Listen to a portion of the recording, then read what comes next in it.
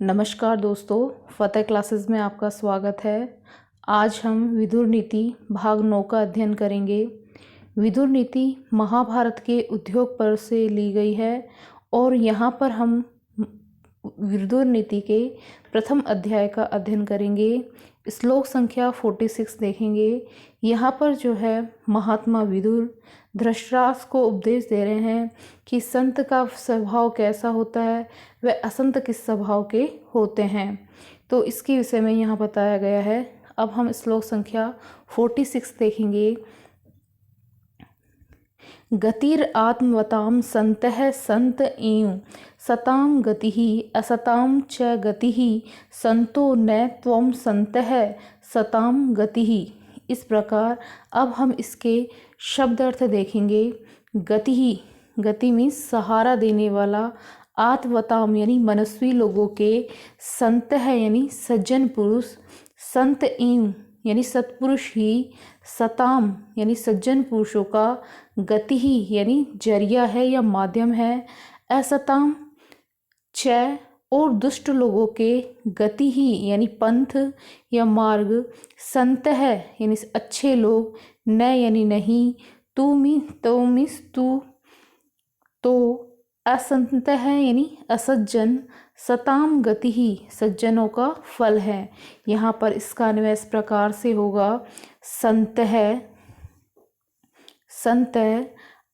आत्मवताम गति ही संत एवं सताम गति संत असताम च अपि लगाना पड़ेगा गति ही असंतः तु सताम गति न।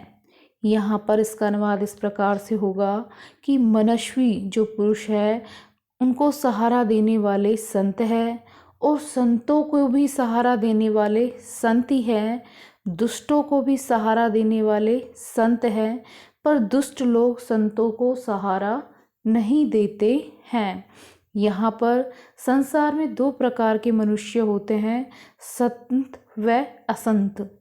संत जो है सज्जन पुरुषों को कहा जाता है और असंत जो है दुष्ट पुरुषों के लिए कहा जाता है।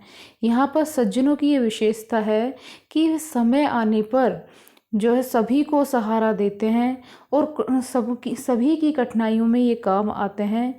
किंतु असंत जो लोग हैं, दुष्ट जो लोग हैं, वे कभी भी किसी के काम नहीं आते हैं क्योंकि वे स्वभाव से ही स्वार्थी होते हैं। अगला श्लोक देखिए, नेक्स्ट श्लोक 47 देखिए इसका। जिता सभा वस्त्रवता मिष्टाशा गोमता जिता अध्वा जितो यानवतः सर्वं शीलवता जितम। यहाँ पर इसके शब्द अर्थ इस प्रकार से होंगे।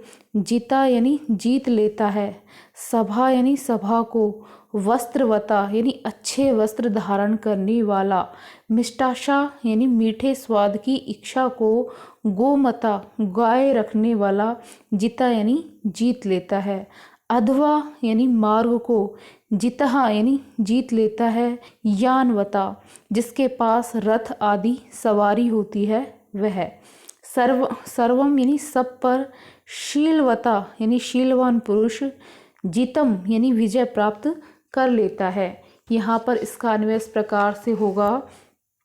वस्त्रवता सभा जिता, मिष्टाशा गोमता मिष्टाशा जिता, यानवता अध्वा जितः और शीलवता तु सर्वम जितम।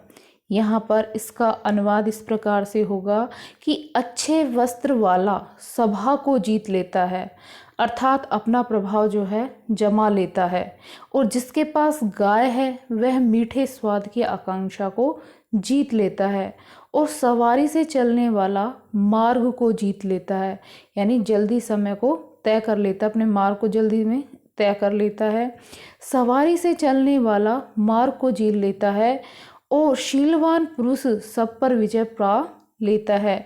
यहाँ पर शील की विशेषता बताई गई है कि शील जो है सदाचार, अच्छे आचरण स्वभाव को शील कहा जाता है। और यहाँ पर जो है जिसका शील अच्छा है वह सभी पर विजय प्राप्त कर लेता है।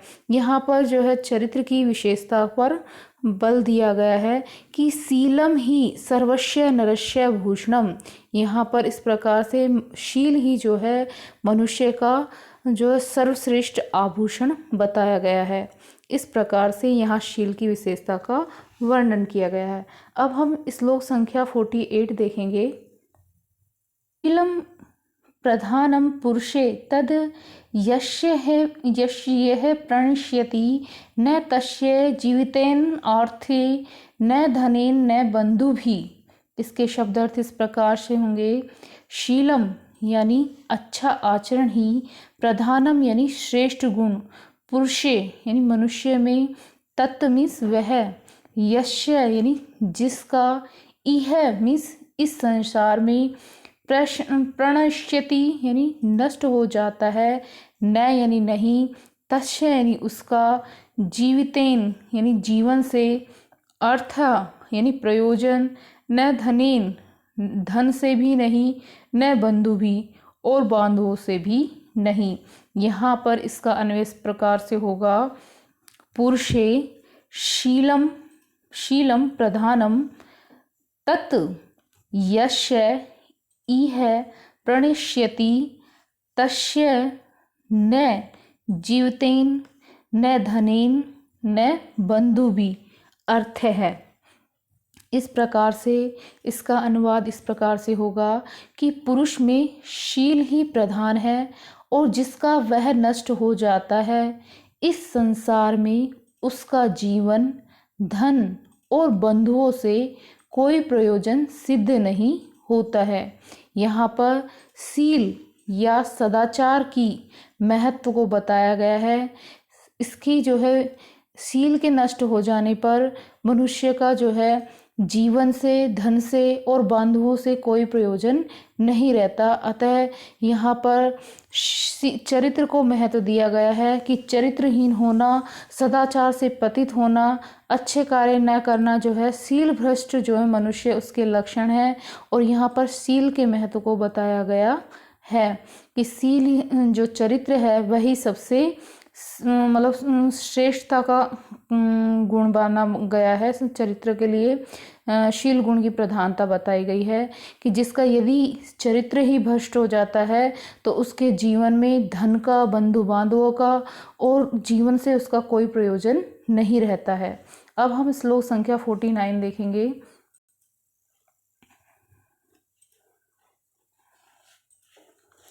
आढ्यानाम मास परम मध्यमानाम गोरसोत्तरम तेलोत्तरम दरिद्राणाम भोजनम भर्तृषभ। यहाँ पर जो है विदुर जी जो है धृतराष्ट्र से कह रहे हैं कि आढ्यानाम, आढ्यानाम यानी कि जो धनवान हैं, मासम परम धनवानों को, मासम परम परमम यानी मास की प्रधानता, मध्यायानाम यानी मध्यम वर्ग के लोगों को, गोर सोतरम यानी दूध दही से युक्त, तेलोत्तरम तेल से युक्त, दरिद्रनाम यानी निर्धनों के, भोजनम यानी भोजन, भरतऋषभ हे भरत श्रेष्ठ। यहाँ पर इसका अन्वय इस प्रकार से होगा। भरतऋषभ यहाँ पर धृतराष्ट्र के लिए आया है। भरतऋषभ आढ्यानम भोजनम लगाना पड़ेगा, भोजनम, मास परमम, मध्यमानाम गोरसोत्तरम, दरिद्राणाम तैलोत्तरम। इस प्रकार से इसका अनुवाद इस प्रकार से होगा कि हे भरतश्रेष्ठ धृतराष्ट्र, जो धनवान लोग हैं, धनवान पुरुषों के भोजन में मांस की और मध्यम श्रेणी वालों के भोजन में गोरस की यानी दूध दही की तथा दरिद्रों के भोजन में तेल की प्रधानता होती है। यहाँ पर संसार में 3 श्रेणी के मनुष्य होते हैं, धनी, मध्यम व निर्धन।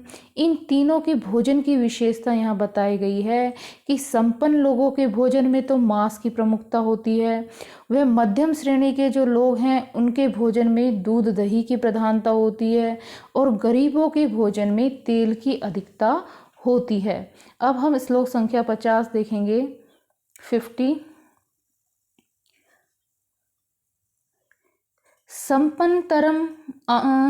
संपन्नतरम में अन्नानम दरिद्रां भुंजते सदा क्षुत स्वादुताम जनयति सा चाढ़्येषु सुदुर्लभा।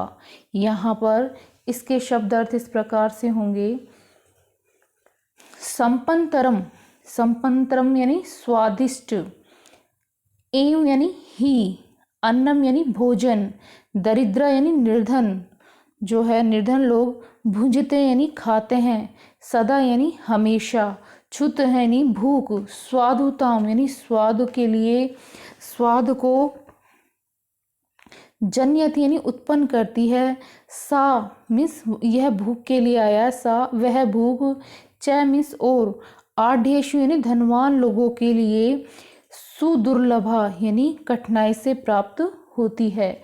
यहाँ पर जो है भूख के विषय में बताया गया है कि धनवानों के पास तरह तरह के पकवान होते हैं, फिर भी उनको जो है भूख के कारण जो है उन्हें भूख नहीं लगती है और वे उनको चाव से नहीं खा पाते हैं, लेकिन निर्धन मनुष्य को जो मिलता है उसको बड़े चाव से वो खाते हैं और उनकी भूख को वो शांत करते हैं।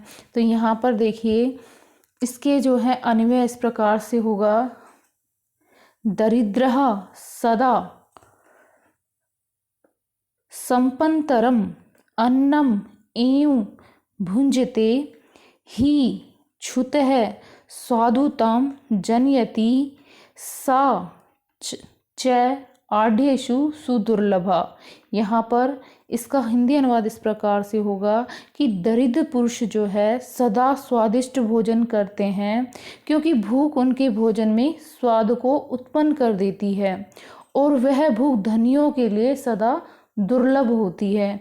कि धनी और मध्यम लोगों के भोजन की विशेषता बताई गई है।